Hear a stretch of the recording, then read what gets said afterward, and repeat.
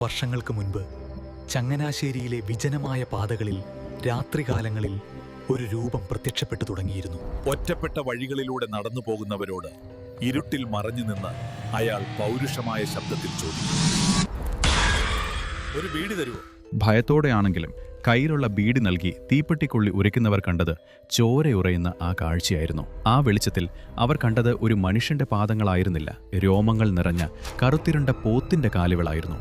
ഒരിക്കൽ രാത്രി വൈകി കടയടച്ചു വരികയായിരുന്ന ഒരു വ്യാപാരി ഈ രൂപത്തിനു മുന്നിൽപ്പെട്ടു. വിറയ്ക്കുന്ന കൈകളോടെ അയാൾ തീപ്പെട്ടിക്കൊള്ളി ഉരച്ചു. ആ ചെറിയ വെളിച്ചം താഴേക്ക് വീണപ്പോൾ കണ്ടത് നിലത്ത് ഉറച്ചു നിൽക്കുന്ന പോത്തിൻ കാലുകൾ. പ്രാണരക്ഷാർത്ഥം നിലവിളിച്ചുകൊണ്ട് ഓടിയ അയാൾക്ക് മുന്നിൽ അല്പം അകലെയായി വീണ്ടും അതേ രൂപം പ്രത്യക്ഷപ്പെട്ടു. ഭയത്തിന്റെ കൊടുമുടിയിൽ ബോധരഹിതനായി വീണ അയാളെ പിറ്റേന്നാണ് നാട്ടുകാർ കണ്ടെത്തുന്നത്. ഈ സംഭവം കാട്ടുതീ പോലെ പടർന്നതോടെ ചങ്ങനാശ്ശേരിയിലെ രാത്രികൾ നിശബ്ദമായി. സന്ധ്യ കഴിഞ്ഞാൽ ആരും പുറത്തിറങ്ങാതെയായി. പോലീസ് പരിശോധനകൾ നടന്നുവെങ്കിലും ആ പോത്തിൻകാൽ പ്രേതത്തെ പിടികൂടാനായില്ല. ചിലർ അതൊരു തന്ത്രമാണെന്ന് കരുതിയെങ്കിലും ഒരേ സമയം രണ്ടിടങ്ങളിൽ എങ്ങനെ ഈ രൂപം പ്രത്യക്ഷപ്പെട്ടു എന്ന ചോദ്യത്തിന് ആർക്കും ഉത്തരമില്ലായിരുന്നു.